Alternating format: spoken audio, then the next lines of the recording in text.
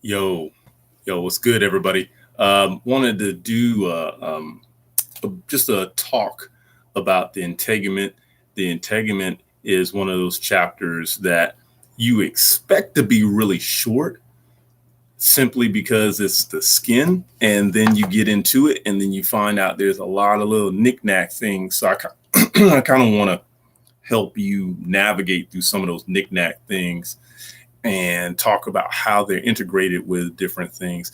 I would probably say that the integumentary system is that one chapter that doesn't feel like it's very important.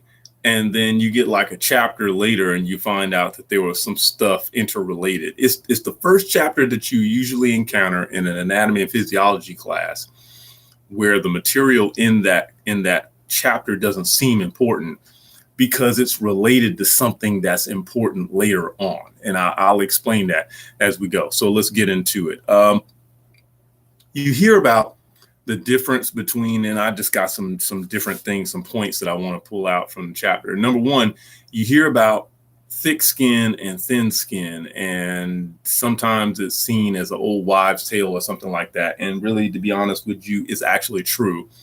You do have thick skin versus thin skin. And I brought a model here so you can see this model actually has skin from three different areas of your body. This skin over here is actually from like the top of your head. So this is your scalp. And then this skin here in the middle is the skin that you would find in your armpit. And then this skin over here is what you would find on the palm of your hand or the sole of your foot. Now, if you look at this model very carefully, you can see that all three areas, this area, and that area, you can see that all three areas are totally different from one another. At first glance, they look the same. They really do. But after you stare at it for a little while, you'll start noticing, hey, there's some stuff over here and over here and over here that aren't in all three. And it's like that on purpose.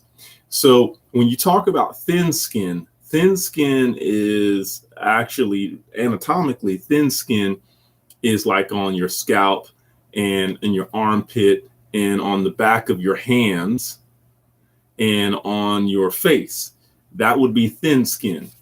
Thick skin would be on the palms of your hands or the soles of your feet. And you can see why.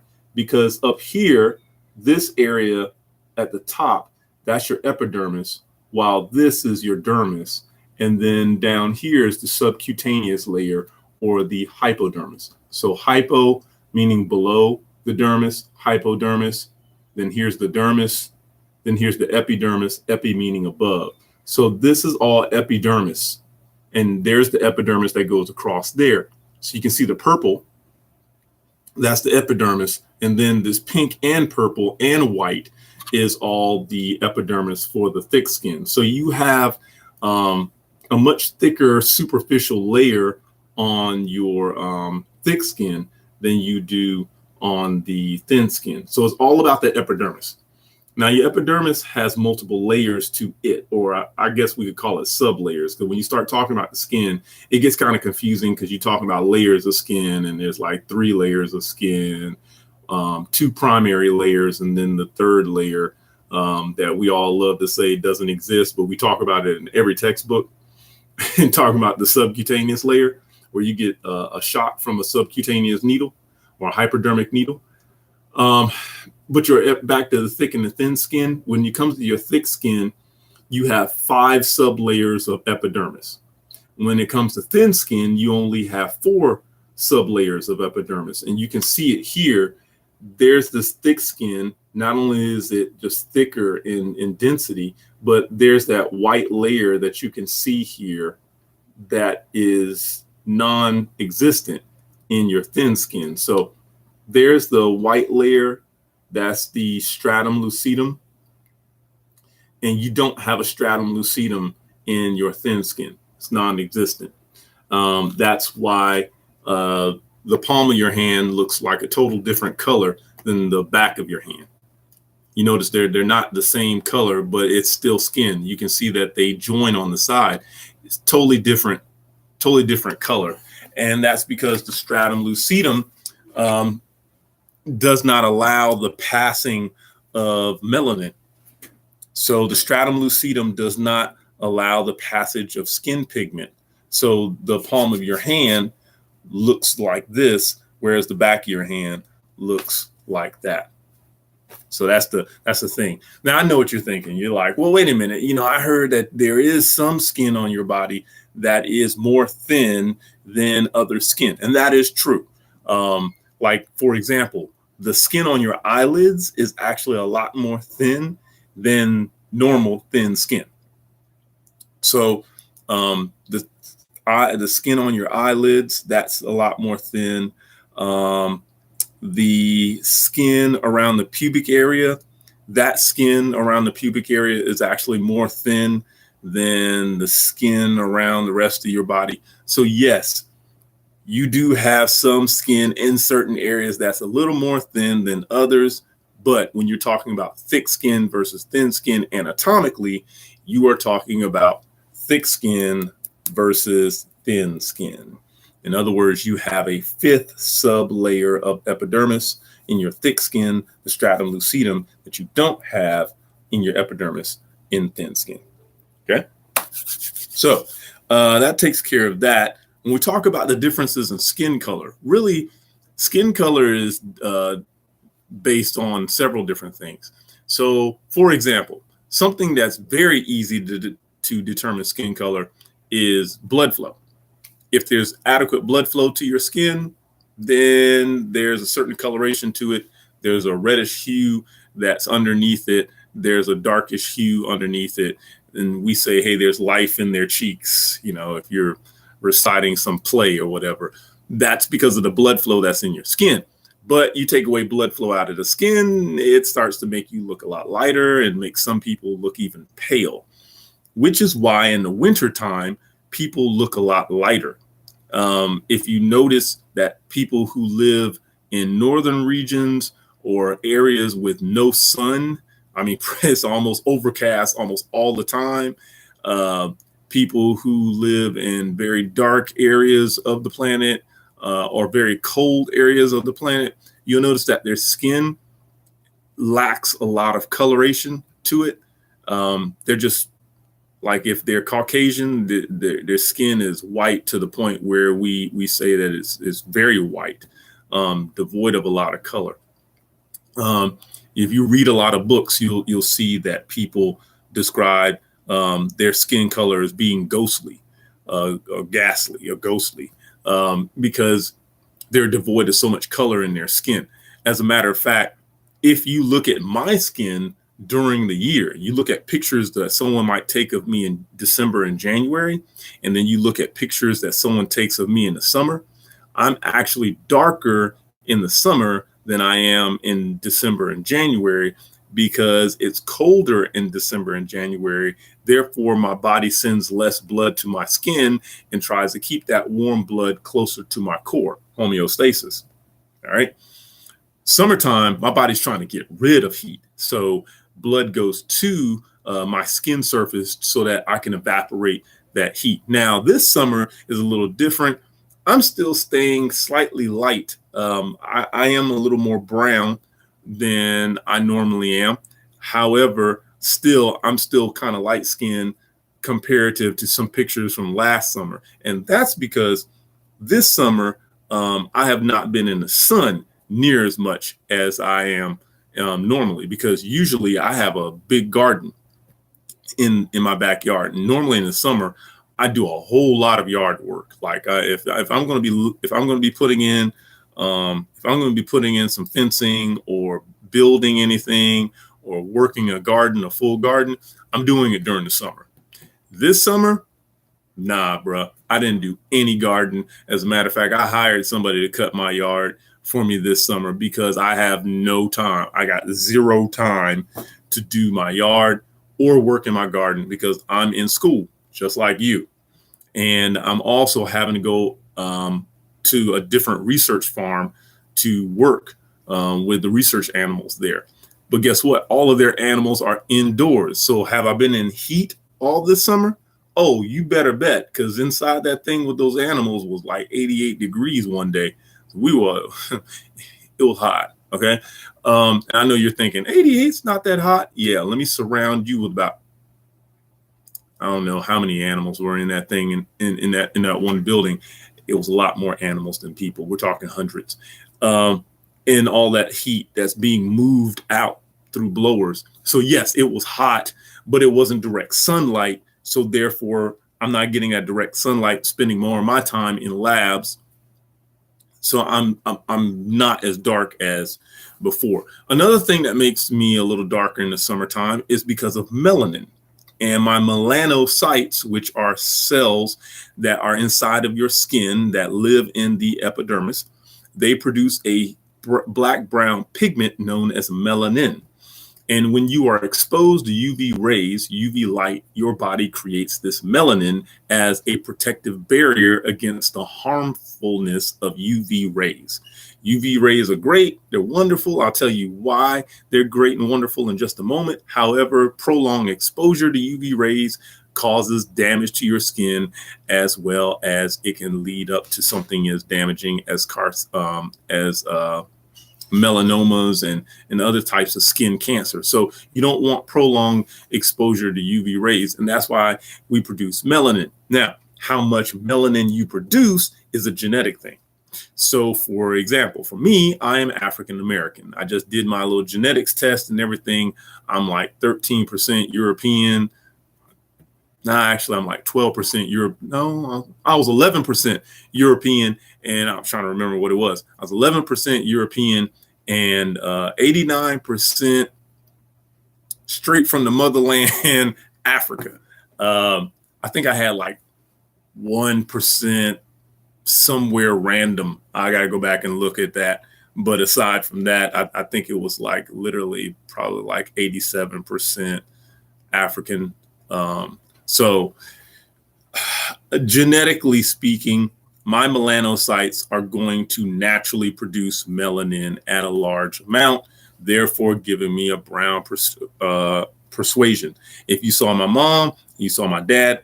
My mom, absolutely beautiful woman. She is very, very, very, very light skinned. I was shocked when I got my genetics testing back because it said 0 Native American. And on my mother's side of the family, they have talked about the Native American that is in that family. I'm showing 0 for me. So I don't know. I'm not ready to show them the genetics test on that. My mother, on the other hand, if you see my mom, beautiful woman, very, very, very light skinned. She's like many, many shades lighter than me. My father, he's like, he's that Hershey's Kiss chocolate. He's that chocolate brown. So you mix the Hershey's chocolate with my mom, who's really, really light skinned, and then you get me. If you are Caucasian, if you're white, then your melanocytes naturally, genetically, do not create melanin on a regular basis just for the sake of producing melanin, unless, of course, you come into contact with UV rays. And then due to the fact that you're exposed to the UV rays, your melanocytes will produce melanin in order to block those UV rays, which we commonly refer to as a tan. Now, there are other pigments that you can have, like keratin. We can get keratin from yellow, orange, pigment having fruits and vegetables, and they produce keratin, which gives us a yellowish orange pigment as well. Now, depending on where on the planet you live, you can influence how much of that keratin will actually show up in your skin as well. You also use keratin for your eyes, your rods and cones, those cells that are in your eyes. We'll talk about that when we get to special senses. The receptor cells in your eyes take keratin and they infuse it as a pigment that allows them to absorb light in very lightless areas. So in other words, the receptor cells in your eyes take the keratin, they infuse it into themselves, and allows them to absorb light when it's dark. So this allows you to see at night a lot better. People who don't have enough carotene in their diet have trouble seeing at night. So if you're one of those individuals where you have trouble making out shapes and lines and seeing things in the dark, you may need to boost your carotene levels. I was driving last night on my way back from school, and I looked up ahead and I noticed that the cars ahead of me were jumping out of the right lane and into the left at the last second. I was traveling, won't say how fast I was driving. And as I looked ahead, I started noticing the outline of something in the dark. Because I was on 123, and as any of you have ridden on 123, you know certain spots on 123 there's no light, and so I cut my high beams on at the same time I merged into the left lane, and lo and behold, there was a car pulling a very large trailer with a lot of metal furniture on it, but it had no lights on it, and so it was pitch black. The furniture was all dark, the trailer was all dark. The car was dark, and what was happening was, if you didn't have the ability to be able to see outlines in the dark, you would have ran directly into that car, because that car was doing like 50 miles per hour in a 65 mile per hour zone. So that carotene allows you to be able to see distances. So blood in your skin, melanin, carotene, things like that lend to the coloration in your skin. Something that you'll read about is you're going to read about something called cleavage lines. And cleavage lines are contours or lines of connective tissue in your skin. Now, this is very important to surgeons, because these lines in your skin, if we make an incision, but if you cut the skin perpendicular to the cleavage line, then it's pretty much a guarantee that you're going to create scarring in the skin. So if you have a pretty nasty scar, if you have a keloid is where a cut has occurred, an incision, some type of trauma has occurred, and it's going perpendicular to the cleavage lines, and so it causes scarring of the skin. And of course, that's usually not what you want. It really messes up your bikini line. All right, as a Black Widow once said about getting shot. I have an area on my knuckle. You can't see it anymore. It used to be there a long time, and there was a keloid there. And the reason why there was a keloid is because I had an accident when I was a kid, being disobedient. That's another story for another day. I might tell it in the next video when we talk about the bones. And I cut my hand open right here, and so the object went across my my hand and across my knuckle, and my knuckle, the bone itself, popped out of the skin. And that was the first time I ever saw human bones before. It just happened to be mine, and it just popped out like, oh, that's not supposed to happen. I think I need to go get some help. And it kept the keloid there for years. I'm talking about, it's just getting to the place where it's smoothed out and you can barely see it anymore. And that's because the lines of cleavage don't run in that direction. It cut it perpendicular to the lines of cleavage, which made that large scar. I had a cut on my face that you can no longer see. I got it as a kid. I know you're probably saying, you had a violent childhood. It's always getting cut open. Yeah, it was quite adventurous. I had a cut, and I literally had a cent sign, like dollars and cents. Most of you have seen a dollar sign before. Some of you may have never seen a cent sign before, but I had a cent sign. It was a line that did like that, went around my eye like this, and then came down like that. It was actually kind of cool. Once, cartoon villains started becoming a little more like suggestive, and whatnot. to have a little scent sign around my eye. It would have made me an iconic rapper, I can tell you that much. But yeah, it did cut there, and it healed pretty well um, because your skin, it repairs itself over time, especially the epidermis. The epidermis will repair itself pretty easily because the epidermis is nothing more than several stacks of stratified squamous epithelium. Oh, did you see that? I just threw some tissue up in that joint. Yes. So here we are already. We just left the evil of tissues, and now we get a chance to apply tissues to something. And yeah, it's there. You notice how easy that just rolled right off my tongue.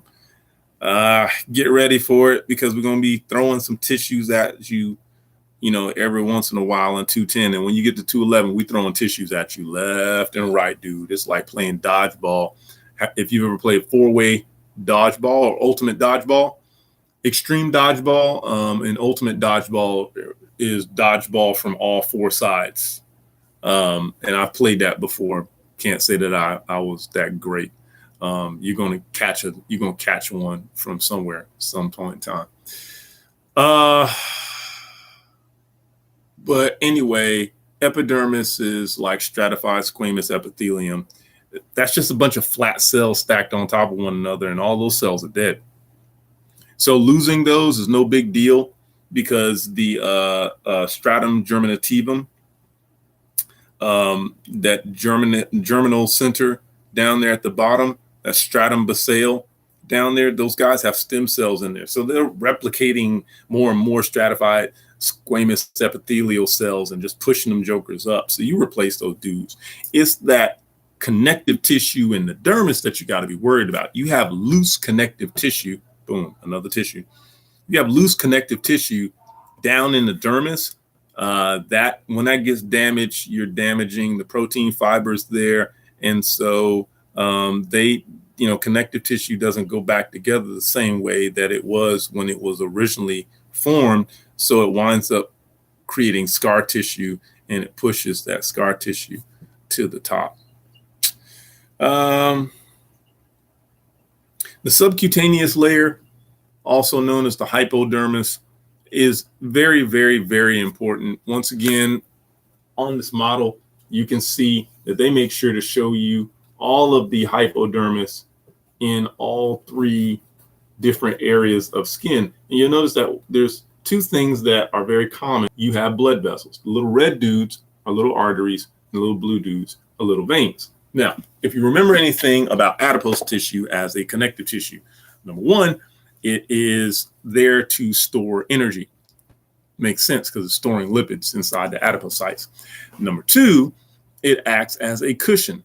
Number three, it acts as an insulator. And number four, it acts as a connector. It acts as a cushion, insulator, and a connector that actually connects your skin to the tissues underneath the skin. This is extremely important because it is fully integrated into your body.